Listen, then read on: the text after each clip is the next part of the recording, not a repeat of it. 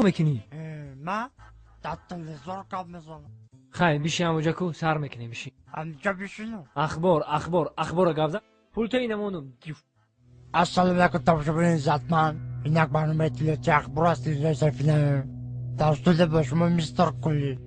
هفته سپشل در شهر دوشنبه در چششون کرده در نزدیکی NVD دوز را دستگیر کردند. صدراعظم نجمی و بهرام غفوری ساعت 12 شب به نیت غارتگری از خانه بیرون شده به خانه عبیدالله سعدلو حمله کردند.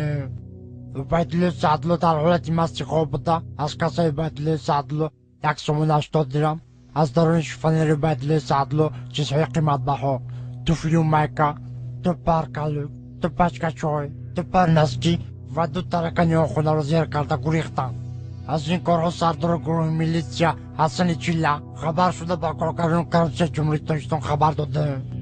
کارگردان کربسه جمهوری تاجیکستان دولتمند خال کرکیبک پرده قاسم از این کارها خبر شده. هرچین غارتگرها را دستگیر کرده و درون کاخ برباد بردن. صدراعظم نجمی و بهرام غفوری به درون کاخ برباد برده. صدراعظم نجمیدین